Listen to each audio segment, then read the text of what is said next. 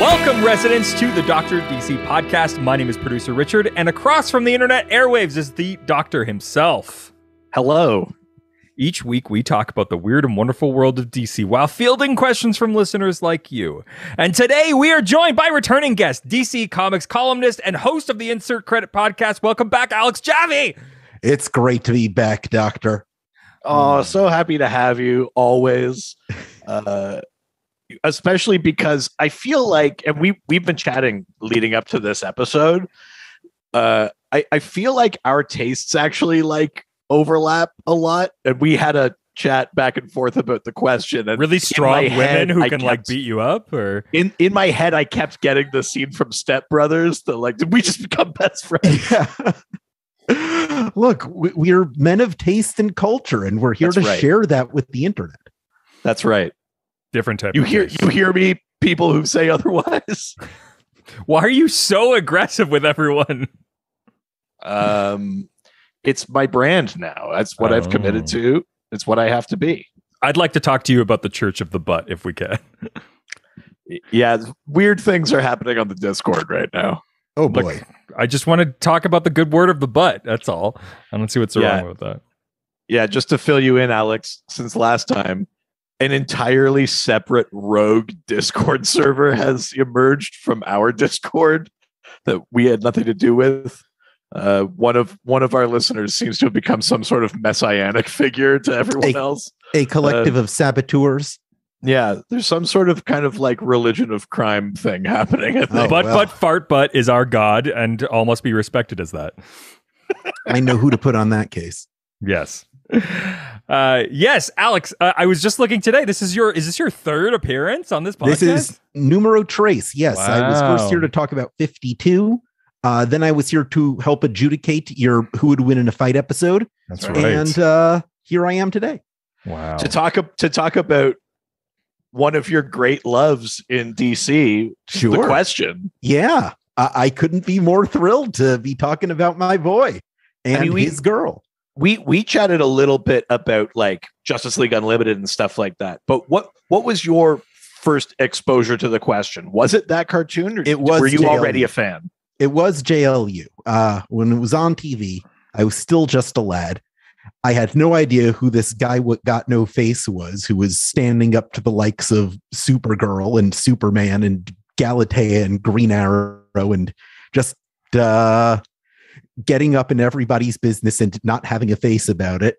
And I was entranced. And it just so happened at the same time, he was a major player in the 52 ongoing series, where I followed him and kind of went backwards in time from there, going through each earlier appearance of The Question. And that kind of, he was my first sort of spirit guide through the larger DC universe beyond just Batman. Totally. And part of what we were talking about is I kind of came to that character from that cartoon as well. Mm-hmm. And for a long time, it felt to me like I had this kind of like inside baseball reference. Like as I was getting deeper into comics and that, I was like, nobody knows who The Question is except for this guy. Exactly. And it was like, it kind of felt like peeking behind the curtain a bit. And you're like, oh my God, there are so many other characters. And then The Question was sort of my gateway for that. So I always felt kind of connected to him. That was kind of the magic of Justice League Unlimited, which we might talk a bit more about in the future, how it introduced you to this wide cast of characters who weren't just the Trinity and just showcased exactly what DC as a whole had to offer, which is something that 52 had a lot in common with it. Yeah, that's true, actually. Yeah. Richard, yes. How much have you encountered The Question outside of us? Like the character comes up on the show and stuff like that, but in any of your reading or any of the stuff you've been getting into, because now you're a geek like us, have you? What? No, I'm cool. Have you come across The Question at all? You have a poster of Data behind you. That is Picard. And Q. Thank you very much. All right, fair enough. Yeah, totally different. Cool guy stuff, not data. All right, I stand corrected. This is the Rorschach looking motherfucker, right? How dare you? Yeah, my God. First of all, how dare you? Fighting words on the question episode. He's the guy with the faceless mask. Yes. Yeah. Rorschach was based on the question, as were all of the major players in Watchmen, based on Charlton Comics acquisitions. The question was created by Steve Ditko for Charlton in 1967 as a backup to the relaunched Blue Beetle series. And he was kind of a stand-in for Ditko's hardline philosophy and his stance on morality and what a crime fighter really stands for. He only told like 8 question stories in total. He didn't do a lot with the character, and dried up pretty quickly after he first showed up in the late 60s until he was brought back by DC. They bought the whole stable of heroes out of Charlton when they were shuttering their doors, and relaunched with a 36-issue series from the master himself, Denny O'Neil, with art by Dennis Cohen and Bill Sienkiewicz. And it still stands as one of my all-time favorite comic book series. So what you're saying is it's like a chicken and an egg situation. Who knows where it came from? That is not what I'm saying at all. No. I haven't. Have you come across the character at all, though? No. I've got some stuff that I haven't dove into yet, but no. I honestly, I think maybe we read something a long time ago, but beyond that, we did actually. We read the Question Quarterly #1 for an episode a number of years ago. Choice. Now at this point, that's an interesting choice. Yeah, it was a kind of a weird way in, right? Yeah. Well, and that was I think I had picked it because that whole issue is about like post the morality, right? The morality of killing, and kind of like starting a show in season 7. Yeah. The Doctor's notorious for doing that to me. So. Yeah, that's kind of all comics as a whole. You can't always start from Detective Comics number 27. Oh, you can. Am I like the abusive dad? Be like, learn to swim, throw in the deep end. Like, 100%. That's just what comics are, baby. You got to get used to it. Later, you find out the context. Oh, that's what that was about. I mean, I read 52 before I read any other Question comic. I started with the Question's death, and I had to work backwards from there.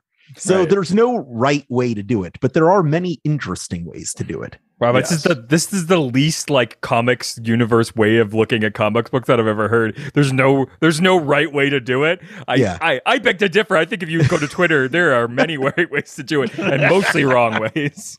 That's fair.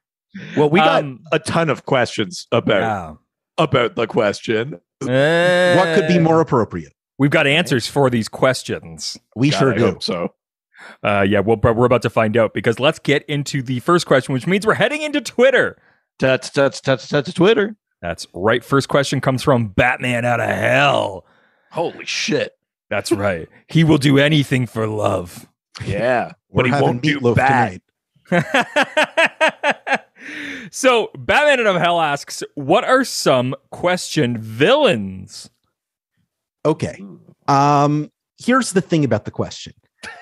As Denny O'Neil envisioned the question in his most successful long-running series, he didn't really have a lot of costumed supervillains that he fought. It was more about systemic corruption, the ways that religion take advantage of people and politicians take advantage of people. There was kind of like Jeremiah Hatch, who was stand-in for like corruption within the church.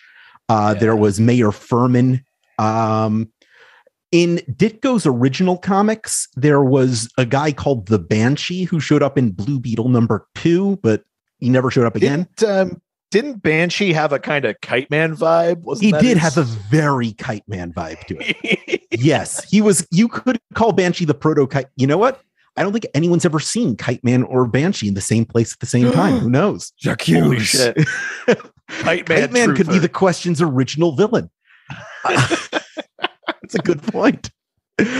Let me think. The whole point of 52, which was kind of carrying off Dwayne McDuffie's reimagining of the Question as this conspiracy theorist, which itself was borrowing from Rorschach.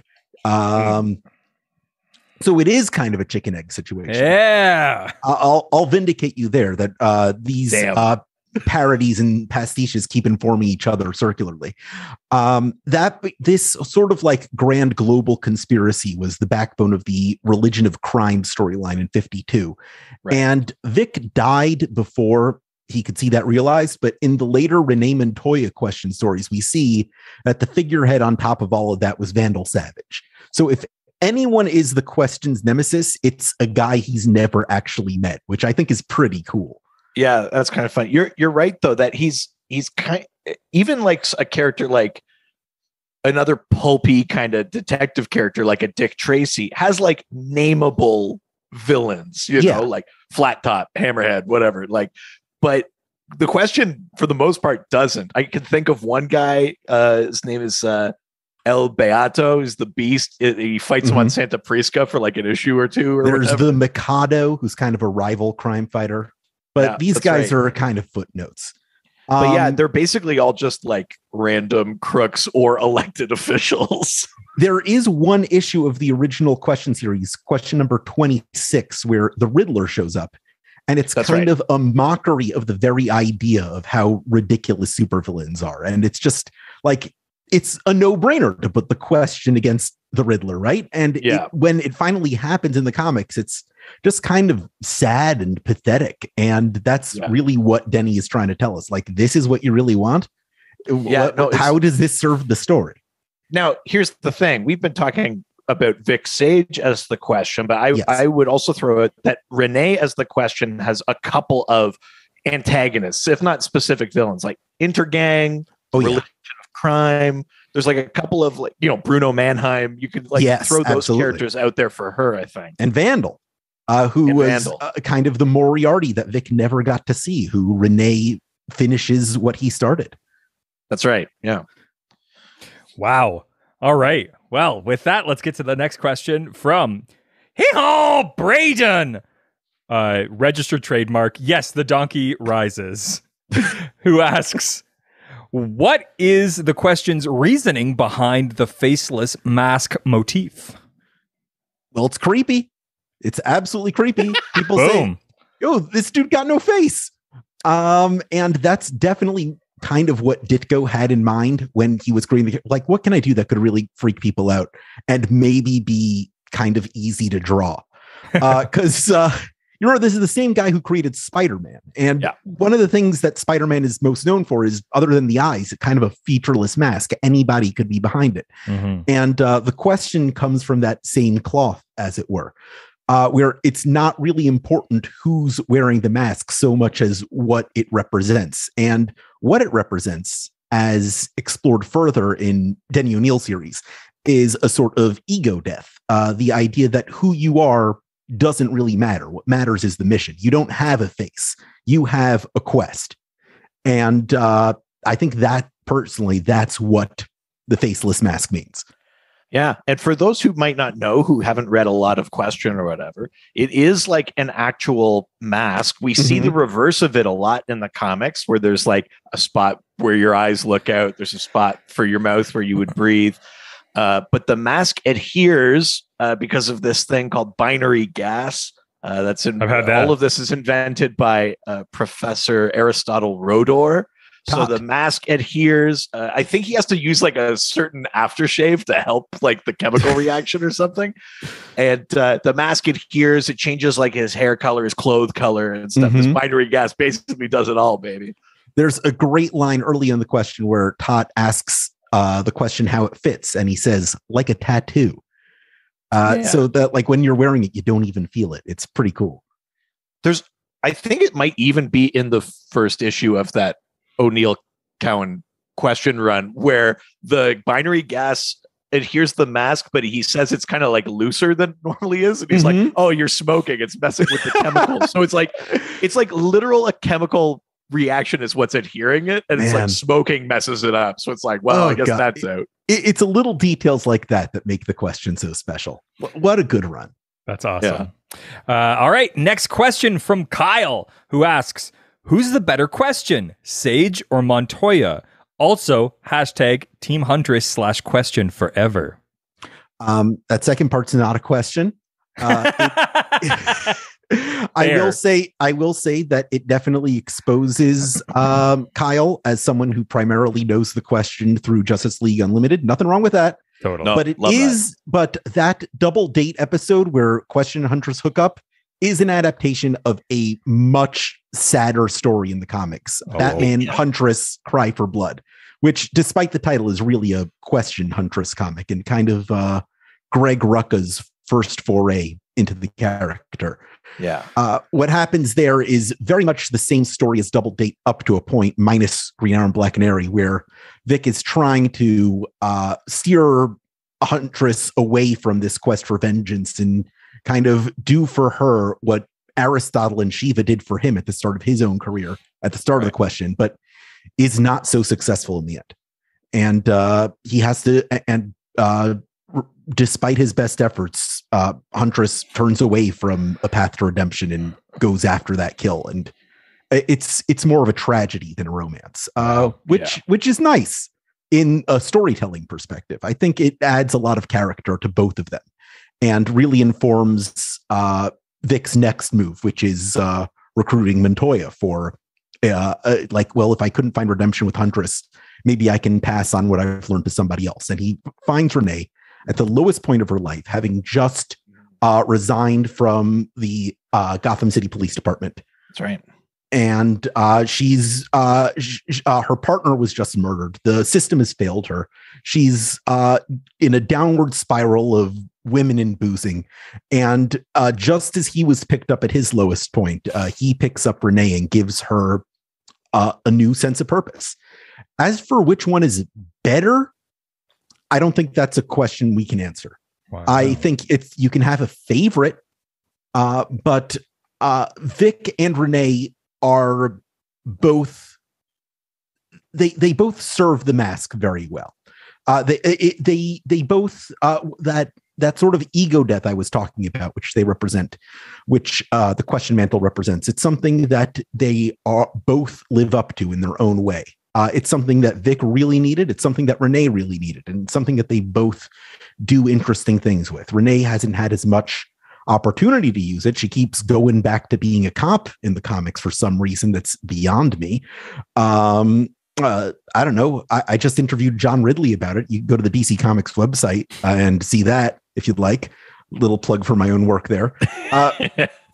But yeah, I don't think there is a better question. I think they're both great, and whoever your favorite is valid. As long as it's not the New 52 one. All right. Well, what do you think, Doc, as someone who has an unbiased opinion, is not under the thumb of the DC overlords? I'll answer the unanswerable question. No, I mean, Alex is right, of course. But if I have to, if I'm being honest, my favorite is Vic Sage. It's sure. That's the version. Well, a version I was introduced to in the cartoon. When I went back to read, I was reading the O'Neill Cowan run. I even liked the Rick Veitch 2006 question miniseries, which I know not everybody does, but that one kind of does it for me. I like it. It's wild. I come back to Vic a lot, and that's no slight on Renee. I think she's dope as the character, but I have that like emotional kind of history with Vic Sage. So for me, he's my favorite one. I will admit I don't freak out the way I do when I see Vic in the mask, when I see Renee in the mask. For sure. Like Renee was in recently, just last week, a great issue of Batman Scooby-Doo Mysteries as the question. That's right. Which is a highly underrated series. That and Scooby-Doo team up. If you want to do an episode on that, I think that's a great idea. It's one of the most underrated recent DC series. Charlie Fish is a master. He knows exactly what he's doing. Yeah, exactly. Yes. Batman. Trust me, you're going to read this comic and you're going to be like, I had no idea. He's done over 100 issues of this and just now brought in Renee, and it was a delight, but I missed my boy. For sure. Yeah. I mean, I liked that Renee showed up in that Lois Lane series. Yeah. Last year or 2 years ago now. Ruckus Lois Lane, 3 years now. Oh my God. Sorry. I really like that. I like every time she shows up. Mhm. I like her in Final Crisis too. I like that she has this weird like go through the multiverse kind of story for some reason. But also she has the Final Crisis revelations, like Vandal Savage is Kane kind of thing. Which is kind of the end game of what she was going through in 52. She's got cool stories, and I do like her, but yeah, I got to go with my heart. My heart is Vic Sage. Yeah. Hell yeah. All right. Well, let's move on. The next question comes from There's Nobody Here named Josh, who asks, does he have any meta / superpowers? Depends who you ask. I think now's the time to talk about that Rick Veitch series.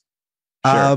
There's a Rick Veitch miniseries about the question that came out in 2005, around the same time that he was making waves in the animated series, which gets real weird with it. It's kind of a Vertigo style reinterpretation of the question. There's a psychotropic element to the binary gas he uses. He claims that he can talk to cities, Jack Hawksmoor style. I'm not sure how much stock I personally hold in that literally being true. I think it's just flowery speech. But if you believe that's a meta power, then it's a meta power, I suppose. Yeah, I don't think I ever read it as him actually having the power, but definitely that idea that like the binary gas is like, I think as far as I go with believing it is that it's unlocking like layers of perception for him. Mm-hmm. So he's perceiving patterns and messages and things like that ordinarily you wouldn't see. That's an interesting series too, because that is like Vic Sage question intersecting with Lois Lane kind of story. And then like, years later in that Lois Lane series, we get a Renee question intersecting with Lois Lane. Like there's this weird journalist, kind of I mean, Vic Sage was like a TV news personality, like a journalist, investigator in his series. There's this interesting connection there in terms of like how you investigate and what is the truth and like where do you find patterns and stuff like that. And I think that series does an interesting job of that's kind of like it's like shamanistic a little bit. He like he takes in that gas and now all of a sudden he has this alternate perception of Metropolis and things like that. It's kind of interesting. There's of course the New 52 Trinity of Sin guy who this is probably the biggest point of contention there's going to be on this episode. Yeah. In the New 52, besides people like, we've heard it, Wally West, blah, blah, blah. Those people like Donna Troy. Yeah, they got the short end of the stick, New 52. We've heard it. Next to them, I'd say it's the question. Who was served the worst by the New 52? Yeah, because the question they bring in and question becomes like a full like mystic magic character. Yeah, he's one of the three. He becomes like worst Phantom Stranger's apparently. His face is actually gone. It's not a mask, and he's magic. Right, and I've done a lot of digging on this because I'm sure Richard has a question about this. Maybe we'll answer it preemptively here. The thing about the question that I am convinced about, and I've done a lot of digging as to what this whole thing was about, I think they started this storyline without really having an answer to it. I think 100%. It's the sort of things like couldn't be clearer. We'll seed a mystery and we'll come up with a solution later, and they never did. And the question being, who is this question? What's his true identity? If I was being charitable, I would say what Jeff Johns was trying to do was tell a story where the question is more important than the answer. Like the idea of the question is the question of who is he, and to answer that would be defeating the point. But that's what the Phantom Stranger was about. That was his whole deal. Yeah.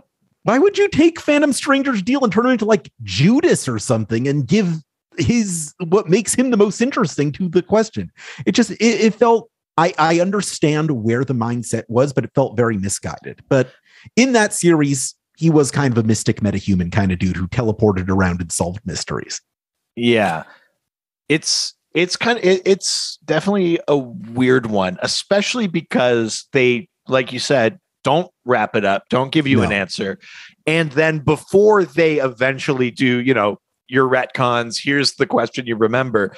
We get like a different kind of villainous Vic Sage in some run of Suicide Squad. Oh, I have a story about that, actually. Okay.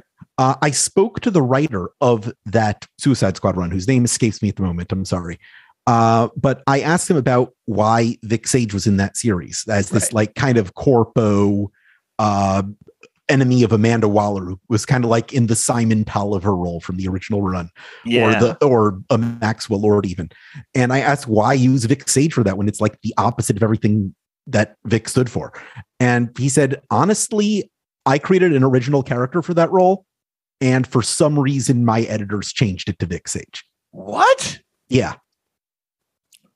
I mean, but what? Wow. I wonder what the plan even was there. Yeah. Yeah. It's just, let's change it to a name somebody knows. How about Vic Sage? So I don't really even consider that to be Vic. It's just in name only. Yeah, sure. Yeah. I think if you can wedge that into any sort of semblance of continuity, it falls apart. Mm-hmm. Crazy. Wow. All right. Well, with that, let's continue on. The next question comes from the other one, who asks, what's your dream actor for a live action question? Either or both. I want to start this off by throwing it to Richard. Yes. Because you have maybe the least exposure to the character, but we've told you a bit about them, Vic Sage, Renee Montoya. You're familiar a bit with Renee. Who would you want to throw out there, keeping in mind there's already a live action Renee Montoya? Sure, yeah. I mean, here's the thing. It's the Renee Montoya we got is kind of perfect, right? Yeah, sure. I like her. Like, I don't really have an interest in changing her. Nothing wrong with that. The Vic Sage one is interesting because you don't want to go like a young actor, right? Like the character is kind of like in their 30s, 40s, right? If that, yeah. Yeah. Like maybe a little older. You know who's popping in my mind, and I don't necessarily know why, but Clive Owen. Ooh. You want to go British? Yeah, I mean, here's the thing. I want somebody who looks like beat to shit by life a bit, because it's that. Yes, that's good. It's that like noir thing that I think works so well with the question that like I feel like the two sort of go so well together. And so we're all gonna pick Sin City actors then, right? Oh. Or an interesting like. I mean, yeah, I guess I'm just thinking about British actors at this point. But Daniel Craig. Daniel Craig could do it. He could do it. Yeah. I've been asked this question many times, and I have my thoughts. Doctor, do you want to go first? Sure. I just want to start by saying Daniel Craig's question still has to do the Knives Out voice. Yes. I'll take it. I will take it. He's from like the Chicago area canonically, but you know what? We can change that. Reed, if you don't mind, can I speak to the Southern Daniel Craig? Just one moment here. Okay. What we have here is a faceless mask on a faceless mask. Nicolas Cage, when did you get here? Oh, that is a little cagey, yeah. Yeah. Do you know?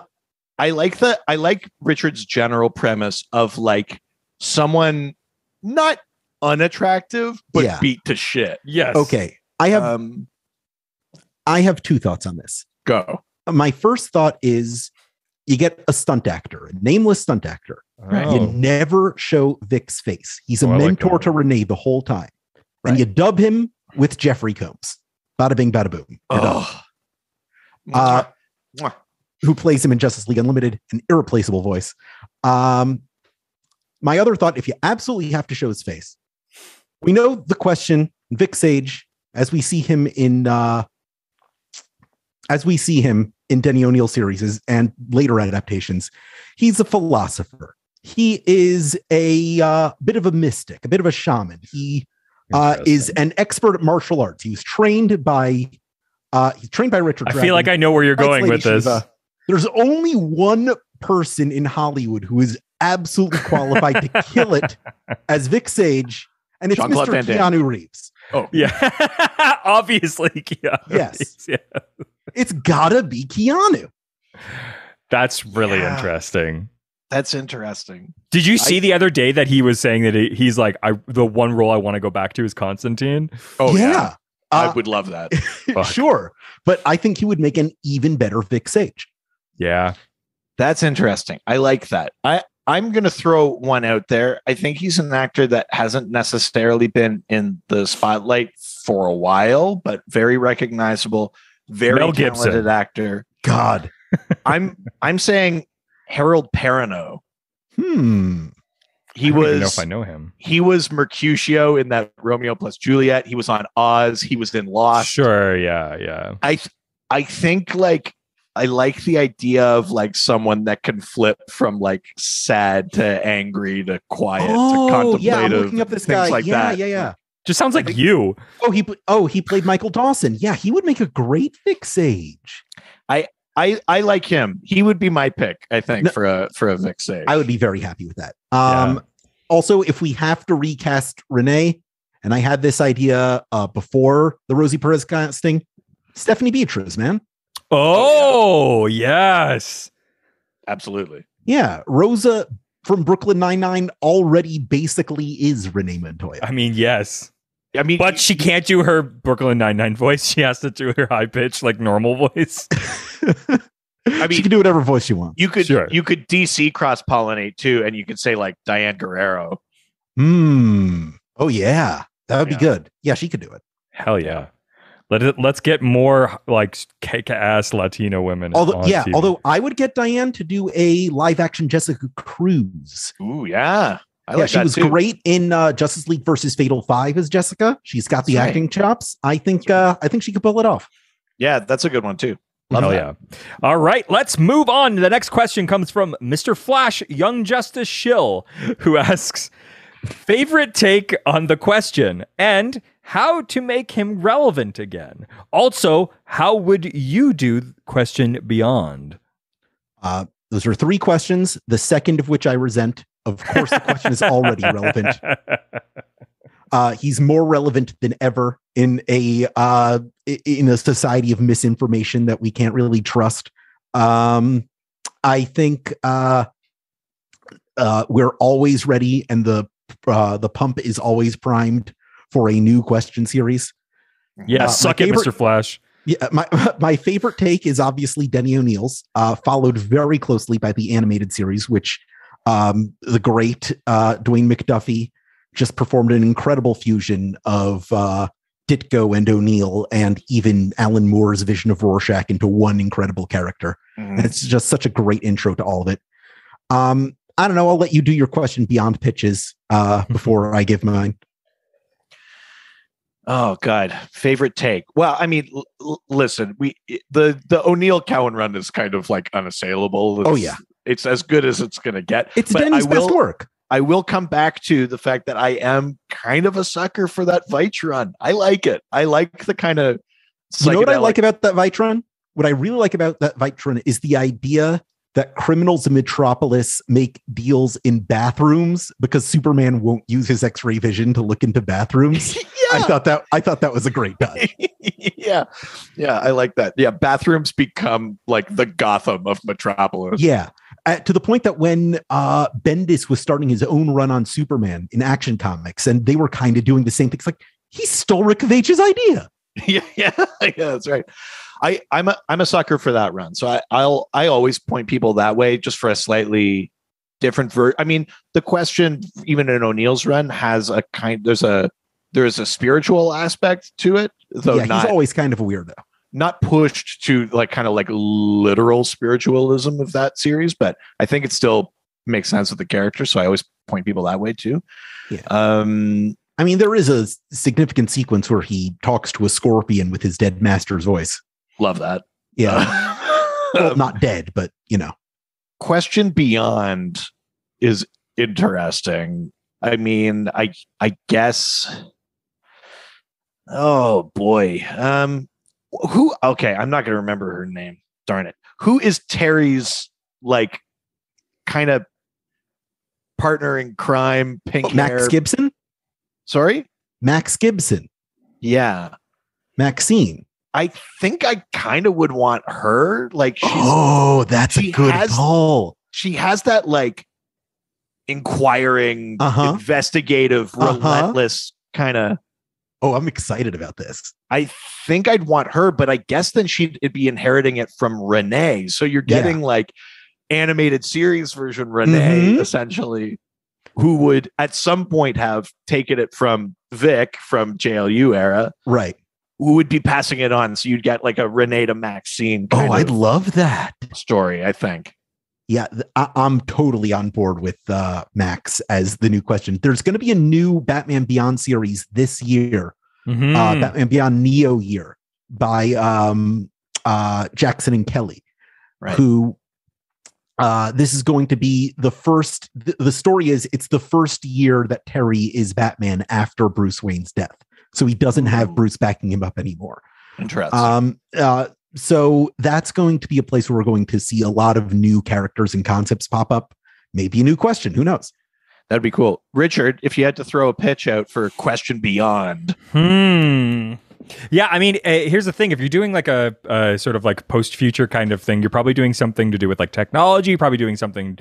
And if you're thinking about like where we are right now and then pushing that into the future, you're probably doing something to do with like, I don't know, maybe like corporations are like ruling, maybe so much so that like one corporation kind of rules everything, and they have to use sort of the internet and like virtual reality to basically be like nameless and do like investigative research like through online portals and stuff, and you're basically having to like go through whatever the like virtual reality world is. Then like it would be an interesting take, because I think if Batman Beyond is doing the whole like using future technology thing, then you want the question to do something that's like obviously not punching as much, so probably something. So you're going all like more like the Matrix, Ready Player One, kind of like virtual space. Yeah, kind of thing.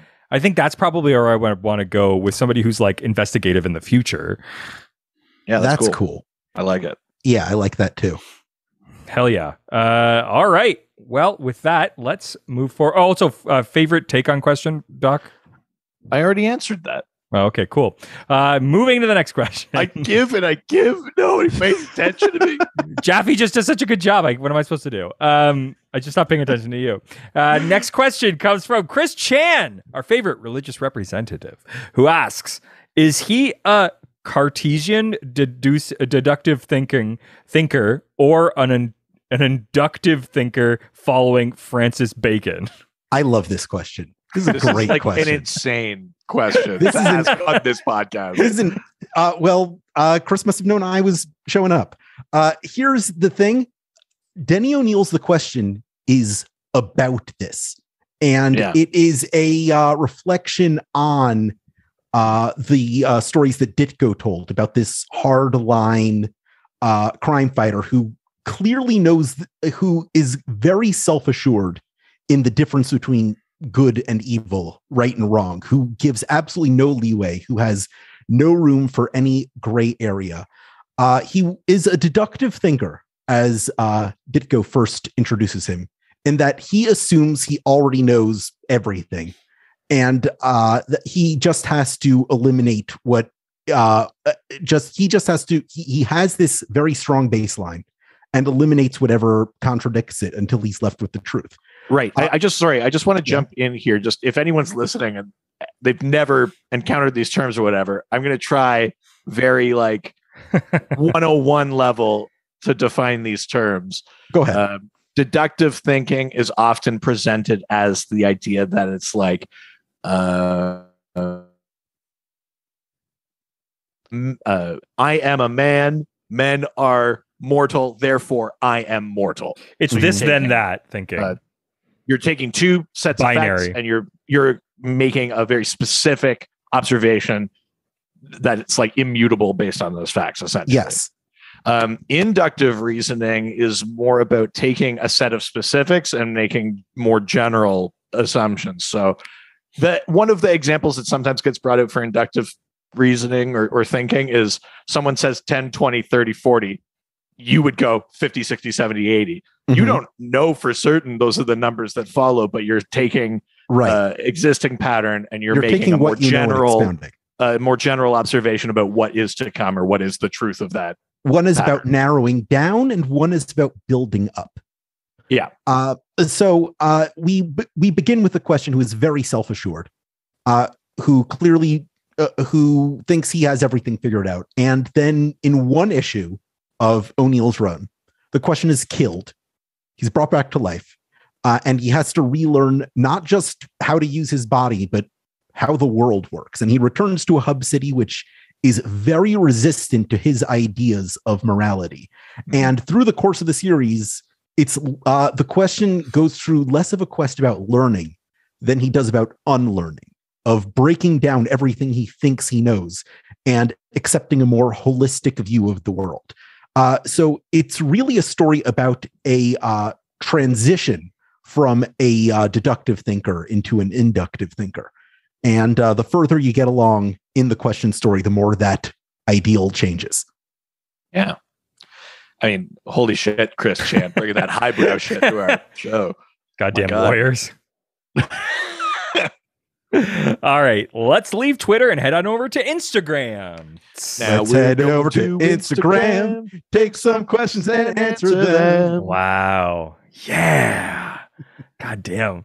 All right, first question from Instagram comes from the Multi Sanchez, who asks, my only knowledge of the question is from Justice League Unlimited. Which story would you recommend for someone to get a good idea of the character?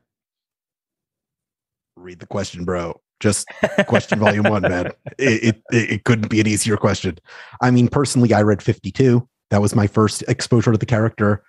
I guess it depends on your storytelling sensibilities, the kind of things you like, because these late 80s series, like The Question, they're for a very particular type of reader. You might not be someone who is into that pace of storytelling, where it's a lot heavier on the words than it is on the action, which is not a knock. I'm not being belittling there. I mean, comics are primarily a visual medium. And if visuals are what you're into, then you know what? The Veitch miniseries is not a horrible place to be. I would really, you got 3 options. You got The Question, you got The Question by Veitch, and you got 52. You can't really do much more. Maybe Batman Huntress Cry for Blood. Those are kind of the 4 choices you have. Trinity of Sin. We're totally missing stuff. Dude, don't make me fight you. Yeah, I would start with The Question. Personally, if you want to get right into it, just start with The Question by Denny O'Neil. The whole series is digitized. You can get it on DC Universe Infinite. There is a Question omnibus coming out in April. April 26th, on my birthday. I am convinced they did that for me and me alone. 100%. Yeah. Check that out, dude. There's no better place to be. Love it. I'm going to do a kind of specific zero in within what Alex has suggested here. We talked about it earlier, and yes, I'm notorious for throwing people in the deep end. But my caveat here is if you don't need to follow the entire arc of The Question, you're just interested in some Question stories, seek out those Question quarterly issues. Yeah. I think there's some really good, like they're all self-contained. Each issue is a story start to finish. There's some really good things, and I think there's 5 total. And those are really neat. That Question quarterly #1 we read forever ago, but that's a really good one about like the morality of killing and things like that. And it's a very kind of weirdly kind of classic thing from that era of The Question, which is The Question is in a jungle fighting drug dealers for some reason.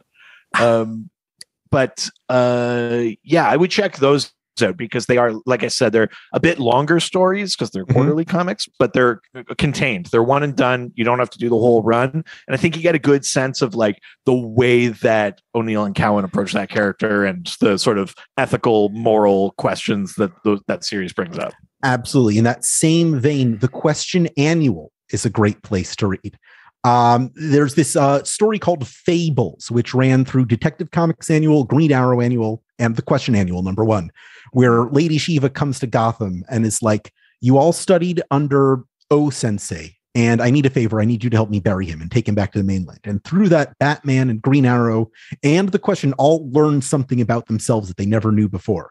And it's one of the best series for all. It's Denny O'Neil taking three of the characters he's known best for, Batman, Green Arrow, and the Question, and taking them to a new level and talking about them in a new way. Batman and his relationship with Talia, Green Arrow and his mission, the Question and his sense of purpose. And it's a great character piece defining each of these characters and Denny talking about where they are at that point in their lives. It's going to be collected for the first time in this omnibus. So I'm excited to see that. Hell yeah. All right, let's go to the next question from the real Josh Gill, who asks, the fuck they were thinking or trying to accomplish with the Trinity of Sin thing? First of all, you got the real Josh Gill to write in? That's what a correct. get. I know. We're really lucky. I've been inundated with these fake Josh Gills. I have had enough. I think we've covered what the heck they were thinking with the Trinity of Sin. It's a mystery they wanted to get people interested in to keep reading. And it's the idea, the question is more important than the answer. But it just didn't really go anywhere. All due respect to J.M. DeMatteis, who does some incredible stuff. But even when he was given the reins of the Trinity, there just wasn't really room to do anything cool with it. All right, Doc, do you want to throw some real shade? Yeah. Well, here's what I'm going to do, actually. I'd like to use my time to go back to the previous question. Okay. Just to say, again, because we're Vic Sage stands, I don't want to completely forget Renee. Read Final Crisis Revelations in an event that is already kind of outrageous and insane in scope. Final Crisis Revelations is like, especially for people like me and you, Richard, who like supernatural, who are into like God and the devil and angels and demons and literal like revelations. Final Crisis Revelations is about like Cain and the spear of destiny and like mercy and redemption and all these things. And it's a pretty insane position for Renee Montoya. And like Alex mentioned, it's the kind of the culmination of the whole religion of crime thing that was building through 52. If I was talking about recommending Renee, the Question does not appear in this series at all, but I would consider it an honorary Question book. You got to read Gotham Central. That's what really informs Renee as a character and builds her into the hero who becomes a Question. I consider that like Denny's The Question, Ruck and Brubaker's Gotham Central, and then 52 to be kind of a trilogy of omnibuses. Yeah, that whole thing kind of it introduces these two characters who converge in this interesting way. Yeah, and if you're going to read Gotham Central is just a wild book. It has no business being as good as it is. A seminal work, which should not have been canceled. It should still be going right now. Honestly, I don't know why it isn't. And if you're going to read a story about Renee as the Question, read the Crime Bible, 5 Lessons in Blood. It picks up right where 52 leaves off. And it's her first solo adventure, and she's tempted by these literal manifestations of like the 7 deadly sins, and she's going undercover in this clandestine organization. It's everything you could possibly want from a Renee Question story. Yeah, it's dope. Yeah. Oh, yeah. Okay. Then let's move on to the next question from Delgado Andrew, who asks, did Montoya's Question ever team up with Crispus Allen's Spectre? They come from such an interesting era, but I don't know as much about it. Doctor, I think you know the answer to this. Well, here, I'm gonna start by giving the context, and then I'm actually gonna throw to you because I truly don't remember. So the context here, Alex already mentioned, we brought up Gotham Central, the series that was about the GCPD, and you're following all these different detectives, and that Renee is a central character there. Her partner, Crispus Allen, is another detective there, and partway through the series, he is killed. And then, meanwhile, elsewhere, Day of Vengeance happens, where the Spectre has gone rogue and is trying to destroy magic, etc., etc. And by the time the magicians of DC get God to pay attention, he goes like, shit, left the stove on. And he basically is like, I need a new host for the Spectre. And assigns basically the soul of Crispus Allen, this fallen detective, former partner of Renee Montoya, to be the new Spectre. So it was Jim Corrigan, then it was Hal Jordan, then it was Crispus Allen.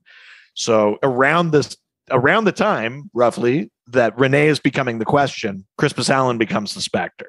And then they have two very kind of different paths that they take. As for them meeting up again, Revelations is definitely a big part of that, because that's Vandal Savage basically like has the Spectre under his thrall because of the Spear of Destiny and things like that. And Renee, on the flip side, is trying to work with, I think it's like the spirit of mercy or something like that, to free the Spectre, to stop Cain, to stop the religion of crime from succeeding, all these kind of things.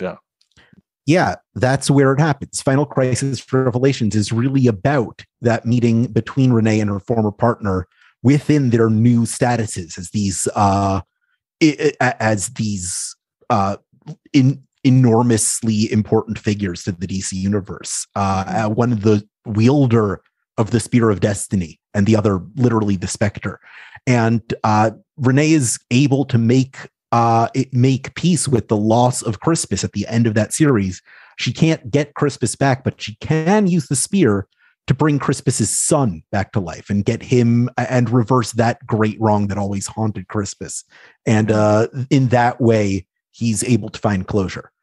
And really, that's the most significant meeting between them after they both transform to take on these new roles. Yeah. All right. Well, with that, let's go to the next question from Obadede98, who asks, create a new associated character. Now, their name, the answer. Are they a love interest, sidekick, and or villain, etc.? How does their costume compare to the questions? Do they have any powers or habits? Flex your creative muscles. Give us the answer. You guys are the character makers here. You're the minds behind Come Man. Show me what you got. Yeah, he's right. This really is an us question. Yeah, we're good at this. Richard, what would your pitch for the answer be? So they're covered in shit.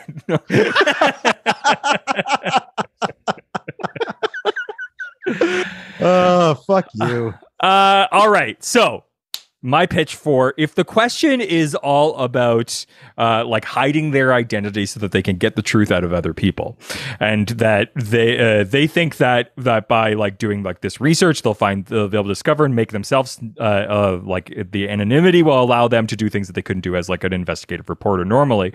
So let's say that the answer is going to be a let's make it like a if another hero, but that like feels like they need to do things a bit more aggressively, and that like standing in the shadows isn't like the same. Like you can't get as much done, right? So do it like the Red Hood almost, right? So it's like somebody who feels like the question's way of doing things isn't, and you need to like show it needs to be a show of force. Right. So someone who like maybe doesn't hide their identity, that they like come forth and are like, hey, I am the answer. I am going to like show you who I am. Maybe they're even a public figure who's like going like, the question has been like trying to do all of this stuff behind the scenes, and as the answer, I maybe like a politician who's like somebody who's like representative of like the law or something like that, or like maybe I have like a police officer who's like, I'm going to like show myself. Oh, this really worked really well actually, if you're looking at the like opposite of what the Watchmen TV show even did, right? Where all the cops like hide their own personalities with the Watchmen thing. It's like literally I'm so confident in what I'm doing, I'm going to show my identity. And so then they come with they've got so much show of force, they've got so many abilities, maybe they're really well trained. Maybe it's somebody who was like trained by like the League of the Assassins or something like that, and like comes in and is just like, the questions like ways are not getting things done, I'm going to take down the same sort of entities but with like a show of force instead of like hanging in the shadows. Right. The answer is violence. Yes. So, I like the first idea better. So here's my pitch. Okay. The answer is the Earth 3 question. Here we go. I want to riff on the kind of like chicken egg thing of like kind of the conspiracy theories or the pattern of the world kind of thing. So the answer would then be like the master manipulator, the master like obfuscator of the truth. He'd be the one putting what the manufactured truth is out into the world. He'd be a kind of like misinformant of. He would be the world. Vic Sage from New Suicide Squad. Yeah, I guess. Yeah, you're right. Yeah, that's literally what he was doing there. Yeah, I think that's my pitch. Instead of uncovering the hidden connections and the plan behind it all, they'd be the one putting up the smoke screens and the misinformation and stuff like that. They are the answer. Just listen to me. I'll tell you what you should know. A G. Gordon Godfrey type. I like it. Yeah, exactly. Someone's been reading the Department of Truth. Yeah. Oh, the question would be right at fucking. If the question walked into a frame of Department of Truth, I'd be like, amazing. Yeah, you know what? I get it. So, yeah, I like your pitch, but like also like he's like covered in cum or something, right?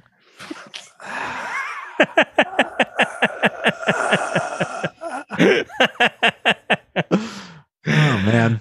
Well, it's mostly nice to be on this show. Look, that's what we're shooting for, the middle. That's always what we've been going for. Richard, stop saying shooting.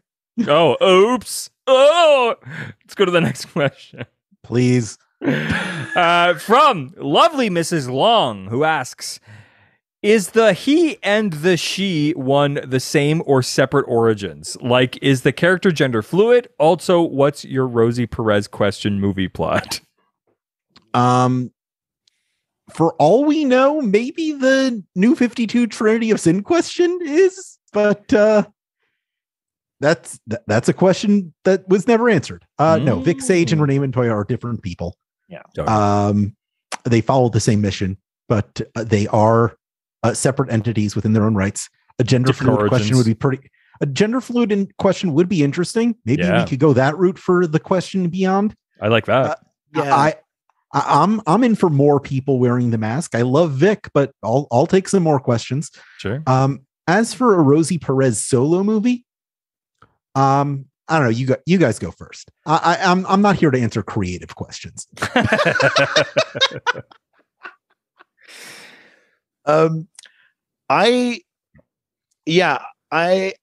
If they had done more to make me care or want more of the magic question, it would have been interesting to explore some sort of like Wotan style, like different lifetimes of this one. I'm male, I'm female, I'm non-binary, I'm whatever. Like that. I think there was something in there, and that would have been such a weirdly interesting thing about an otherwise uninteresting.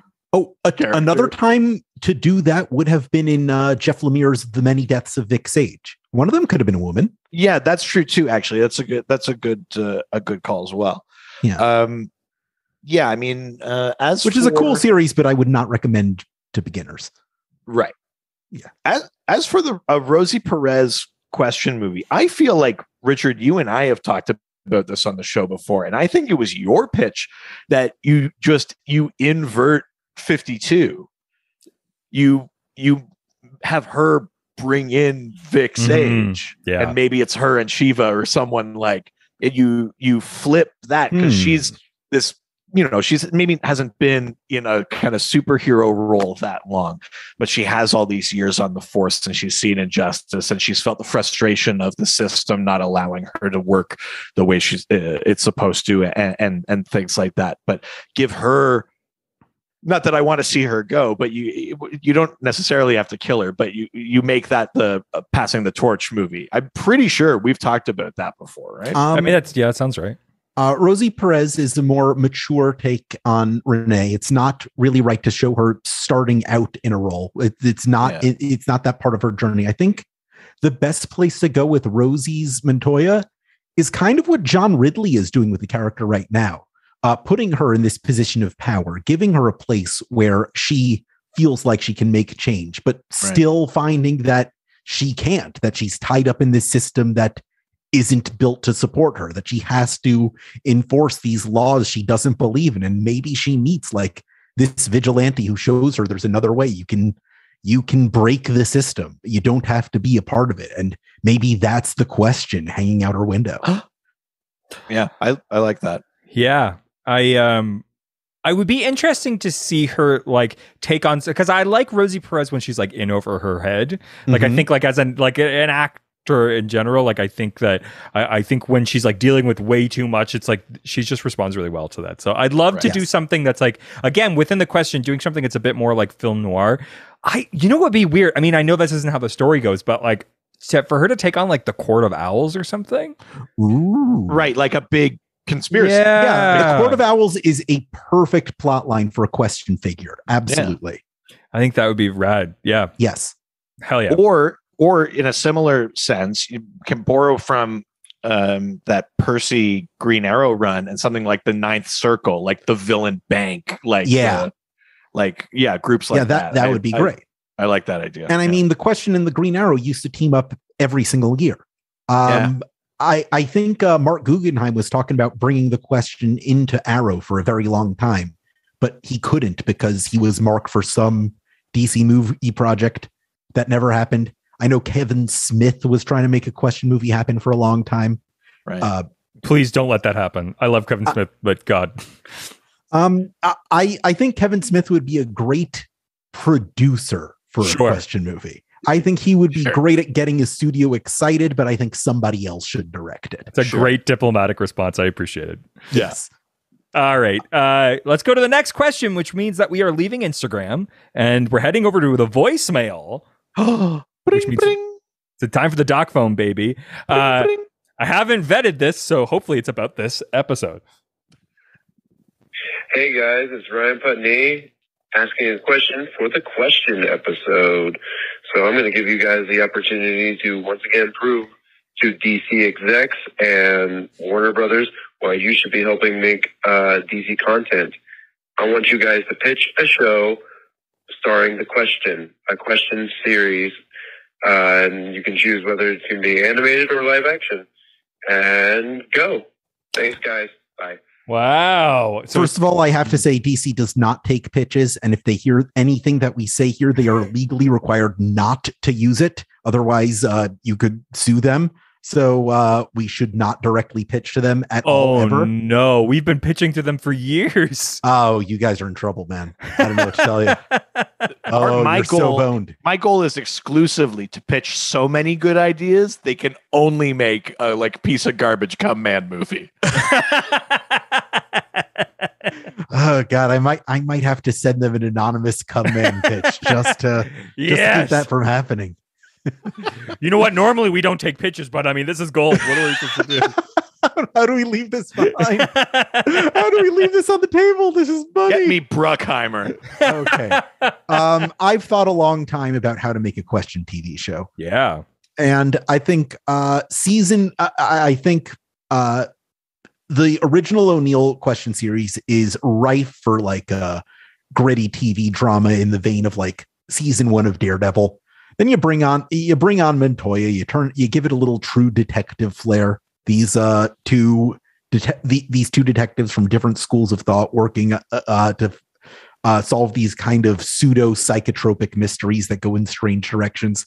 But really, what McDuffie was channeling with Vic, and especially with his partnership with Helena, and which carried on to 52 as it was written by Greg Rucka, the single most influential piece of media on how we view the Question today is The X-Files.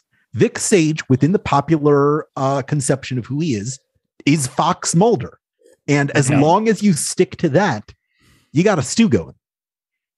Ooh. Yeah, I think that's fuck. I've said this about Batwoman and that show that. And I think it's true also of the Question. It applies both to Renee and to Vic. And I think there's enough comic evidence for it. That I like that you brought up True Detective because I like the sort of like vaguely religious threat. Now, obviously, yeah. True Detective is like set in a very real world, but I mean, the I idea of combining the noir and the investigative with something that ultimately is like slightly otherworldly, whether or not it's confirmed or whatever. But I love playing with that idea a bit. And so whatever you would do with a question show, I think has to find a bit of a balance in the way that X-Files does between some things not being what they seemed on the surface and other things being more than what they seemed on the surface, right? And I think that makes for an interesting question show. It keeps you on your toes too, because it's like sometimes it's a Scooby-Doo thing where it's like, no, it wasn't a ghost, it was this guy, and sometimes it's like, oh fuck, no, that was like an angel. Do you remember the show Torchwood, the spinoff? Oh yeah. There was one episode of Torchwood I always think about where they're investigating this weird village where people are being eaten, and they're trying to find out if it's like aliens or time travelers or monsters. But it turns out, no, these are just guys who eat people. We're out of our depth here. Yeah. they just do it because they like to do it. And that's the kind of variety I'd like to see in that question series. Definitely. Richard? I mean, I think a different potential pitch is that you take like the question and take them out of their element and put them in like a place where they're not from, and they have to sort of like figure out the rules of wherever they are. Like take them to like Krypton, or take them like off Earth, like take them somewhere where they have to just rely on their instincts and their abilities more than what their like knowledge of the world. Yeah, kind of like I think that you take them to like Kandak or something. Like take them somewhere where they like. Oh, we've never done that storyline before. But I think you're certainly not describing the literal plot of 52 here. Yes, but This makes me think of when we had Liam Sharp on, and he was talking about his Batman, Wonder Woman, Brave and the Bold. Oh, that was a fun series, and that it was initially a pitch for Green Lantern to bring Batman to space. So it's like, we need a detective, bring them somewhere that's not their usual thing, and I think that totally works. That makes sense. Yeah, absolutely. All right, so cool. Yeah, God, he was such a great guest. Fucking rad. When he just throws out gigantic names of people that he was like friends with and got drunk with. Like that episode was fun because obviously we were very well behaved, and he is extremely eloquent, and he has lots of fascinating insights about art and the industry and his stories and his contributions. And I sort of like gaslit basically my mom into listening to the show again. And the immediate next episode was us like, shit, come. Yeah. That's how we get you. You pull you in with a high tier Alex Jaffe guest, and then the next episode's come, baby. That's what you do. Okay. Yep. All right, let's leave the Doc phone and head on over to the Doc Scored. Oh, making love in the Doc Scored noon to Cecile Doc. Scored in my Doc Scored. Doc and Scored. Well done. Are these questions from the real Doc Scored or the rogue Doc Scored? These are from the real. Yeah, this is from the actual Doc Scored. I did not scour the butt scored for questions. Yeah, these are from the heathens. Not on the actual those who have not accepted butt into their life. The first question comes from the smited butt. Oh, well, so much for that theory. Who asks, how did Vic come back after dying in 52? Was it the same way that Gandalf returned in the Twin Towers? That's an interesting question. Also, get your peanut butter out of our chocolate. We're not talking about Lord of the Rings here. We could be. No. Maybe that's for a Patreon episode, I guess. Never. Listen, like Lord of the Rings? We've fucking talked about. No, Richard just keeps. We had decided we were going to do a Lord of the Rings like mini series at 200 podcast, reviews, and then Richard keeps moving the goalposts for like what we've got to achieve before 200 reviews. Agree to it. If you guys don't think you can get to 200 reviews, that's not my problem. I think one does not simply get to 200 reviews. Shut up. I don't want to step on Alex's toes, but I do just want to bomb in right at the beginning here and say it's not not like how Gandalf comes back. Yeah. There is no concrete answer, but this question is kind of what Greg Rucka's Lois Lane series is about. Yeah. It's sort of a thematic sister piece to Kurt Busiek's Astro City 1/2. If you've read that. Have you guys gotten around to Astro City yet? We haven't. Actually, that was like one of the first comic books I ever read was Astro City. What a good series. It is. What a good series. Anyway, the best issue of Astro City is Astro City 1/2, which is kind of about the same thing, about how every time you reboot a comic book universe, every time there's this big story or reality restructure, there are going to be some fragments. There are going to be some glitches. People are going to remember things they shouldn't remember. People are going to change in unexpected ways. Things are going to fall through the cracks. Reality gets more fragile and more permeable every time you do it. So in the latest shakeup of Rebirth, of the whole Dr. Manhattan, the Wally West, every Mobius chair, everything going on with the Speed Force and what have you, things start happening in the DC universe that there's just no accounting for. That people are remembering things they have that there's no evidence that they actually happened. People are coming back who should be dead. People are popping in and out of reality, and Vic Sage is a part of that. He shows up. He's not sure how he came back. It's just kind of reality popping him back into existence, to the point where by the end of the series, they literally open up like a center where people can get help and counseling for the world not being what they remember or it seeming to be, for these people who fall through the cracks of reality to kind of cope with the new world around them. It's a very heady concept that, I'll be honest, doesn't 100% land. I think Lois Lane started in a very grounded place and then became kind of Greg Rucka's own soapbox for how many reboots he's had to write these characters through, which is kind of what his Wonder Woman series post-Rebirth is about as well.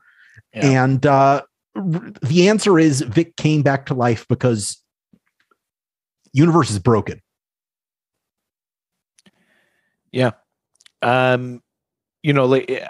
It's funny too, because I think it's a story that precedes the thing that ends up happening in death metal, which is this idea of like it all happened, where you could say like, yeah, if there's like a weird incongruity, it's because we all know that there's a weird incongruity. Yes.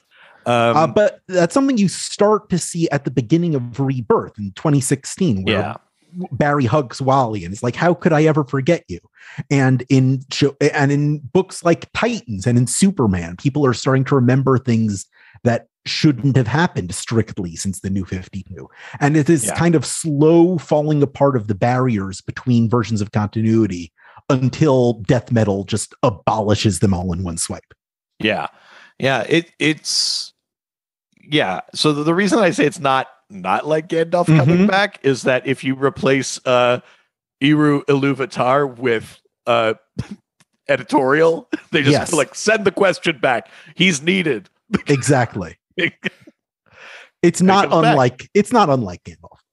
Boo. That was a great answer. What are you talking about? Let's move on. How dare you? The next question comes from read this in an offensive accent, eh? Sure, I'll take it. I'm not asking you for more takes. Do you want me to do it differently? Did I not get it on time? No, you're good. I don't. Famously, Moore made Rorschach a pastiche of the question in Watchmen. Has the original character grown beyond that version, or is Rorschach still an accurate send-up of that character? I would say Rorschach, and this is a controversial thought, I think. Rorschach is visually based on the question, sure, but he was more a commentary on Batman and the direction that he was going in at the time. And this kind of like crime fighting psychopath who lives for absolutely nothing but the mission, who's just this like relentless justice machine. Like I said, before Rorschach, there were like 6-7 question stories, and they were like in the backup of Blue Beetle or part of like the Charlton Bullseye anthology. It was an obscure character. There was not a lot to parody there, unless you're talking about Ditko's entire oeuvre.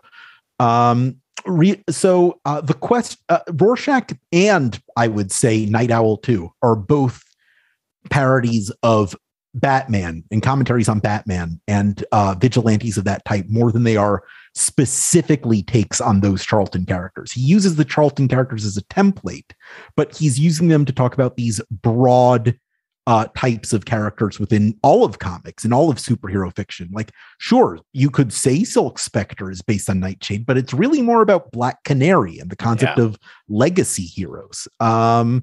Manhattan. Black Canary goes, all those legacies go all the way down. Jesus. Good God. Yeah.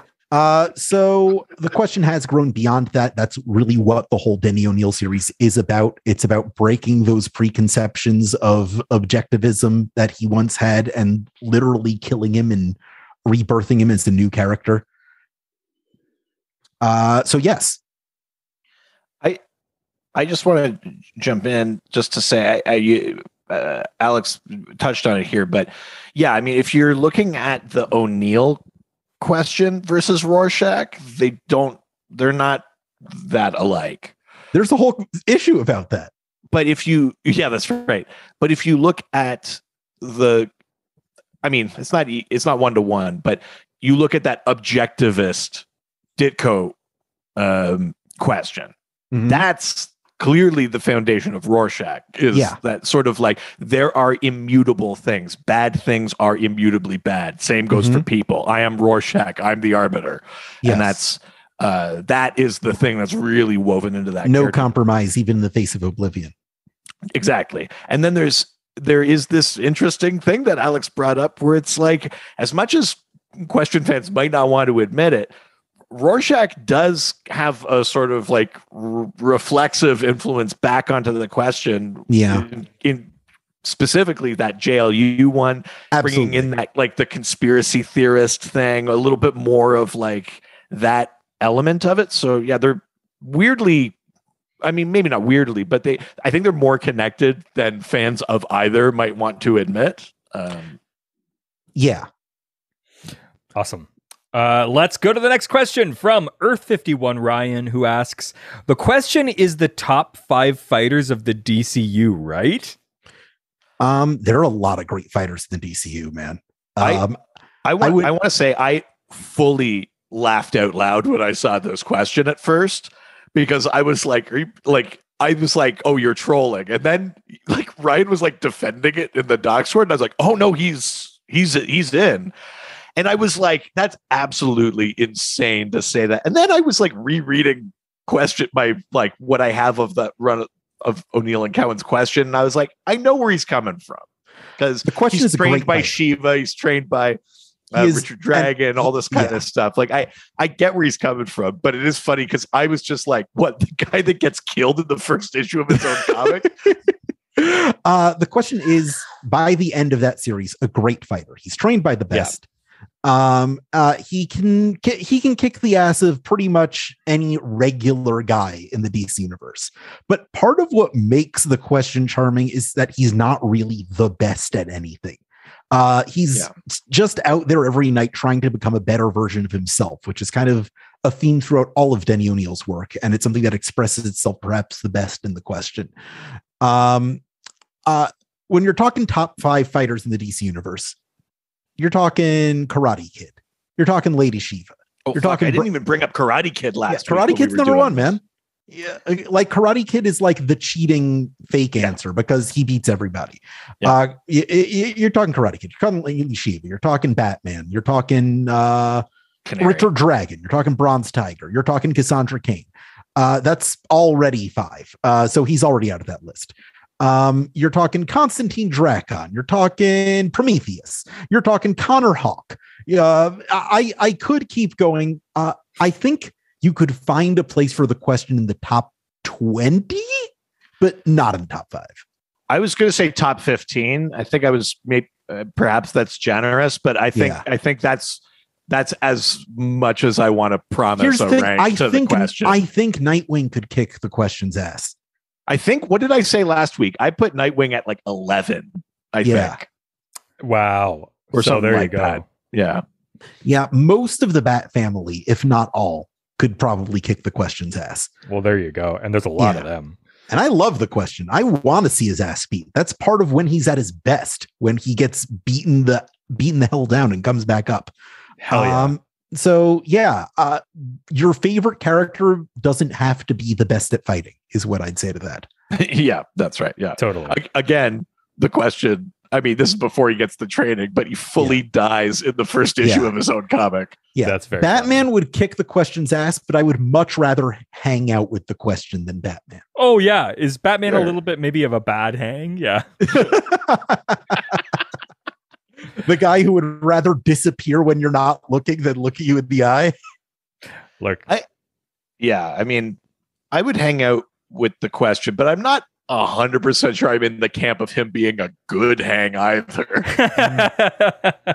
I don't know. He's got jokes. Fair. Yeah, give me Booster Gold all day. That's who I want to hang out with. Yeah. Sure. I'd hang out with Renee. We'd go drinking. Oh yeah, Renee would be fun. Renee's a good hang. Yeah. All right. Next question comes from Butt Brother Dan, who asks, what important contributions did Denny O'Neil's run add to the question's legacy? Is there a better question artist than Denny is it Denise Cowan? Dennis Cowan's rhetorical question there. I would say I love the way that Ryan Sook draws the question in Action Comics, the few issues he did that. But no, there's no one better than Dennis Cowan. He's the best. Hold on. So wait. So Dennis is Denny O'Neil and Dennis Cowan, yes. Even though Dennis is spelt the way that you would think Denis is. Yeah. That's very fucking confusing. Well, you think that's confusing. He did his whole Batman oeuvre with Denny O'Neil and Neil Adams, but the Neils are spelled differently. He only works with people who are confused, who you can confuse with his name. That's fucked up. It's maddening. I want to talk about a thing. This is not the defining characteristic of Dennis Cowan's art or his run on Question, but all right, it's a thing I fucking love about that Question series. Please. Even compared to other books that come out around the same time. Mm-hmm. The fucking fashion in the Question is incredible. Lady Shiva dress is so fresh.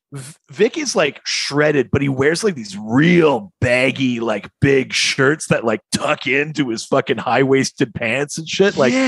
He looks like the coolest extra from a cop show. I want to see Dennis Cowan dress Renee Montoya. That's what I want. Oh, yeah. The fashion in that Question run is absolutely impeccable. The stuff Shiva wears, all this high fashion stuff, her hair, it's so earrings, good. Dresses, stuff when like that. When she shows up in that first issue, do you have a preferred style of combat? Yeah. It's wild. I mean, I think it's the thing that hits me the most about that Question run is these people are fucking styling. God damn. Yeah. Hub City may be a cesspit, but it's the fashion capital of America. It's just like a shitty Milan. Yes. So that's what Dennis Cowan adds.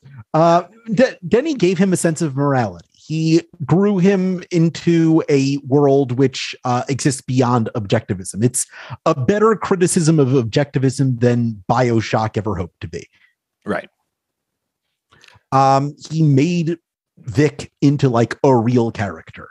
And it's kind of a capstone on a type of story that he had been telling at DC since Green Lantern and Green Arrow. And it's a high watermark in Denny's career and in the Question's entire arc of character. It allowed him to be something more than a backup to Blue Beetle. The Question knows everything to that series.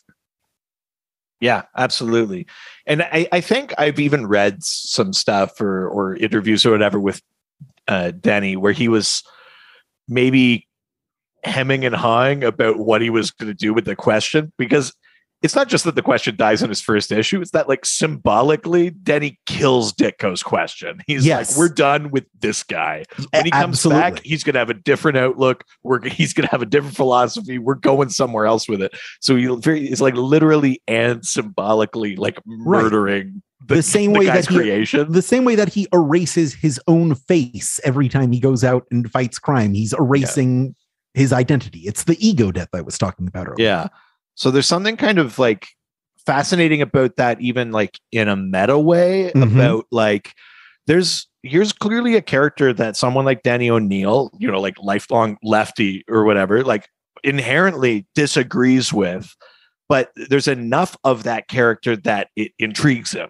So that whole run is also, like, in its own way, it's kind of a rumination on like what is your responsibility as a creator to honor the thing you're working on, especially in this like serialized context or in the, you know, properties that get handed from creator to creator. Like, where is the leeway to expand, explore in a new direction versus being true to the original intent or things like that? Like, I think there's something really, really valuable and fascinating about that run, because it is making a statement that you are not tied to exactly the way it used to be. If there's something that spoke to you about that character and you can justify it and you can move into it, and, you know, Denny O'Neill doesn't just bomb into this run and go, this is how he thinks, ignore the rest. He has a narrative reason to get him from one place to another. He takes a journey and things like that. And I think it's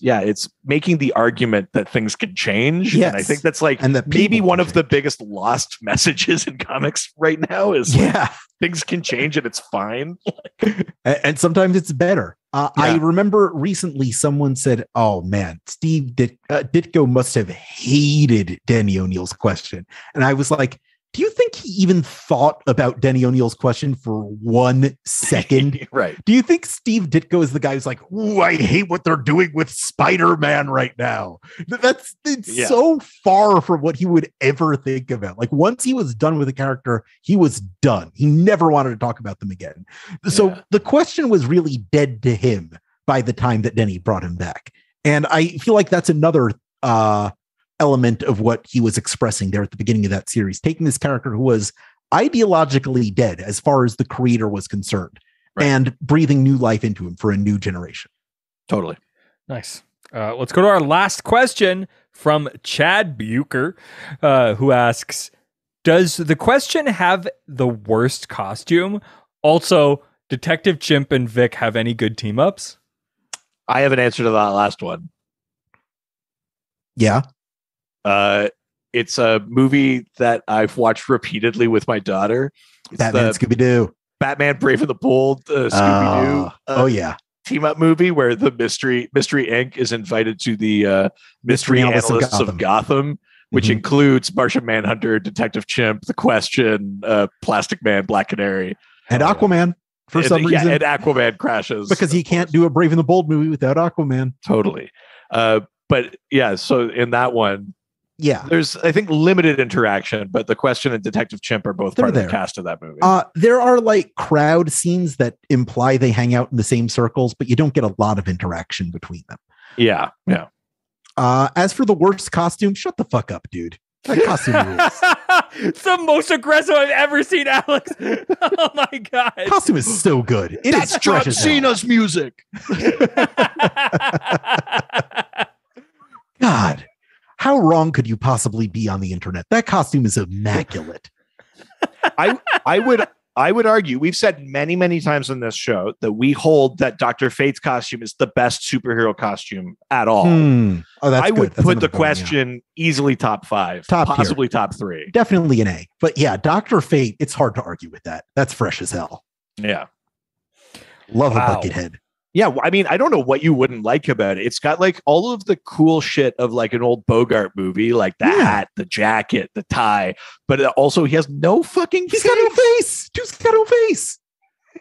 How does that not draw you in? How does that not immediately make you go, why does that dude not have a face? Worked on me, worked on you, worked on every Question fan. Yeah, thanks for writing in. Yeah. Well, that was the last question, which I guess my final message is go fuck yourself, Dr. DC listener. oh wow, you are a host of this podcast now. This is what happens. You know, he puts up a fight. By the third time he's guesting, he's got the same level of indignation. Oh man. Welcome to the club. All right. With that, it's time to play everyone's favorite game. Oh, here we go. Right. Can you guess the name of the character based on who someone who does not read comic books can describe that character to us? If you don't know how the game works, I send a photo of a DC character to my wife who does not read comic books, nor does she care for them. She sends back 4 clues describing what she sees. Alex, you know how this game goes. I'm 1-1 here. I got my first one right. I got my second one wrong. I'm looking to come out on top this time. All right, here we go. First of 4 clues. First clue is likes to wear skirts. Likes to wear skirt. Darkseid. Darkseid wears a skirt in a lot of early appearances. No. Supergirl. No. Too obvious. No, it can never be too obvious. No, I feel like my sense here is that it's a character who seems to be wearing a skirt-like thing that isn't necessarily a skirt. And you're probably right, but just before Christmas, Richard played me, and I didn't guess Batman. Wow. So I'm not taking I thought any you were the chance- expert. I thought you were the expert here. I just don't even get it anymore. taking no chances. Okay. We want clue number 2? Yeah, give us clue number 2. All right. Likes to wear skirts. Gold face, but no gold teeth? Gold Golden face. glider. No. Gold face. Not Starfire. Starfire doesn't wear skirts. No.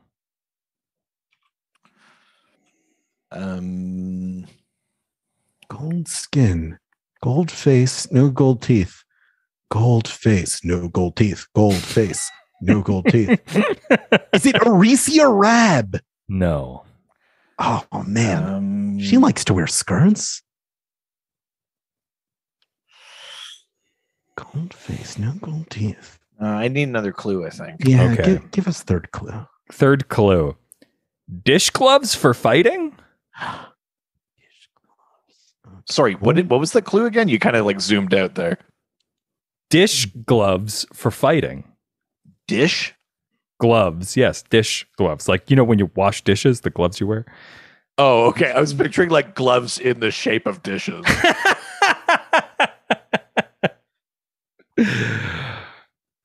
Is this Robot Man? No. Dish gloves for fighting. Is this Mano from the Fatal 5? It is not. Is it, This is a hard one. Okay. Skirts, Gold dish face, gloves, no gold teeth. gold face, no gold teeth. That's right.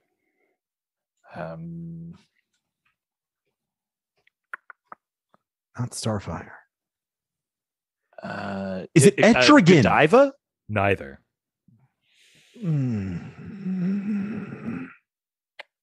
Oh God! I don't know. I need the last clue. Oh, Final God. clue. Here we This is go. Killing me. The final clue. Bodybuilder Robin Hood. Bodybuilder Robin Hood. Bodybuilder Robin Hood. This should be the giveaway, but it isn't. Oh man. It's not Connor Hawk. No. It's not Roy Harper. It's not Merlin. It's not Mongol? No, it's not Mongol. The gold things trip me up now. Yeah, the gold thing. Bodybuild. Is this one of those ones where I'm going to be really mad when you tell me the answer? Oh, yeah. Yeah, definitely. Is it Tomar Ray? No. Zoriel. No. Zariel's a good guess. Oh, man. It's not the Creeper. No. I'm so depressed. I'm about to go 1 and 2. No, I mean, it's not Nightshade. No, it's not Nightshade. Nope. It would.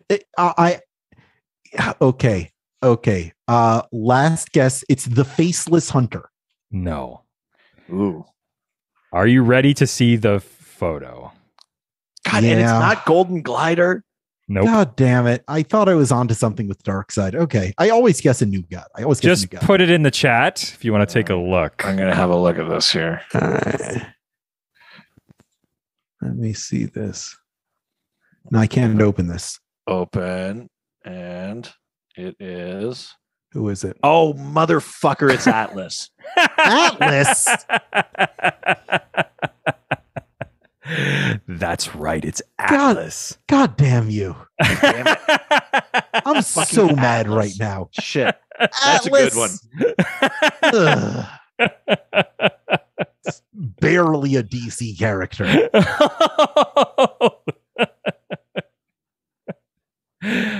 No, yeah. I'm not counting this one. I'm not counting. Oh, look at that. Look at that, though. That is. Oh, my God. Ugh. Yeah, I guess that was a Superman story. Yeah, okay. Like skirts. Damn. Golden. He didn't have a golden face. Well, Yeah. he has that like mask thing, but listen, here's the thing with the game. Is that the clues aren't even necessarily accurate. They're just what we're given. They're just what we're given. They're just All the right, photos. well, fine. I will take the L. Take an L, but get a W by giving us all the places where people can find you online and engage with you. Okay.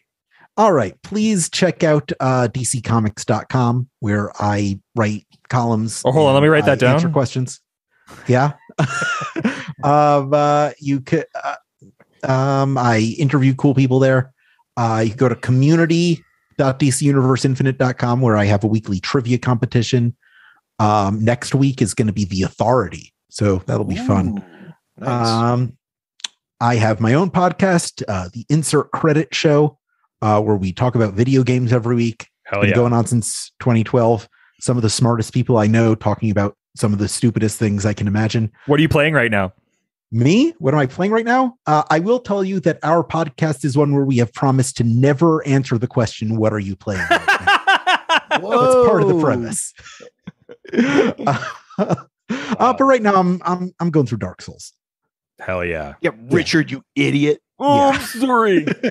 I don't listen to podcasts. Gross. You go stand in the corner with Chad Bucher and his question. It's fine. It's the premise of literally every other video game podcast. So we wanted to do something different. Sure, that's absolutely fair. Yeah, you can follow me on Twitter. I'm at Alex Jaffe. I show up once in a while on the very excellent podcast Gotham Outsiders, which is about queer perspectives on Batman comics and the Bat family. Is that what that podcast is about? That's awesome. Yeah, it's really good. That's tight. Yeah. Yeah, it's great. I'm there talking about asexuality all the time. It's fantastic. That's fucking rad. Yeah, that's plenty of places to check me out. And be sure to pre-order the Question Omnibus, which will be in stores on April 26th. Maybe if enough people get it, then we'll see more question content in the future. That's maybe we'll make the question relevant again. Fuck that guy too. Yes, feel the hate. We're gonna have to start printing fedoras with MQRA on them. All right. The only person who can pull off a fedora is the question. Yeah, fair. Do you think he has a neck beard underneath the mask? Impossible to tell. That'd be amazing. The faceless mask and then a full neck beard. Well, residents, we would love to hear from you. Were you able to guess Atlas this week? Of course not. No one could. If we couldn't, Someone must have. Would you maybe have a question for next week's episode? Probably one of the people I told to go fuck themselves. Yeah, next week's episode, as voted on by our Golden Age patrons, we are going to be reading and talking about Trinity War and Forever Evil. Oh, God. The big initial event of the New 52. I think I have Trinity War. Speaking of the question. Yeah. We're going to get that sweet, sweet New 52 question in there, baby. Lovely. All right. Well, you can send those questions to our various social media platforms like our Facebook, Dr. DC Podcast, our Twitter, at Dr. DC, our Instagram, Dr. DC Podcast. Make sure to send us an email, drdcpodcast@gmail.com. and you can jump on our fun subreddit, r/Dr_DC. As was shown today, the doc phone is always open. That's right. 208-917-3238. That's 208-917-DCEU if you're nasty. And of course, we're cool young people, and we're on TikTok. Yeah, at Dr. DC on TikTok. Yeah. Of course, we always have our website going. drdcpodcast.com.ca. You want those 5-star reviews as well. If you want to send us some physical mail, you can send it to Richard Eden or Reed Vanier at 301 Hogue Street, Whitehorse, Yukon, Canada, Y1A1V8. And if you're sending us stuff anyways, why don't you subscribe to our Patreon? Patreon.com/DrDC. There are 3 levels, $1, $5, $7. They all give you access to the Discord, our awesome fan community. There's a ton of fun stuff that happens in there. People are great. They're lovely. There's a rogue Discord worshiping one of them. It's a ton of fun. And at the higher levels, you get bonus episodes, you get videos, theme pools, all sorts of fun stuff. And it helps support us. Absolutely. And we mentioned it today, but we have another podcast all about the TV show Supernatural. That's right. Ghostfacers, a Supernatural rewatch. Richard and I are going through every single episode of CW's Supernatural. It's 15 seasons. We are halfway through season 4 right now. Almost there. Almost at the end. We talk about real world monster lore, behind the scenes fun stuff about the production. It's a good time. Go check it out. All right. Say goodbye, Alex Jaffe. Goodbye, everybody. See you next time. Ciao, ciao. Adios. All the superheroes, they always fight for what is right. Live with danger and adventure, they are men of might. This was a Brain Freeze podcast.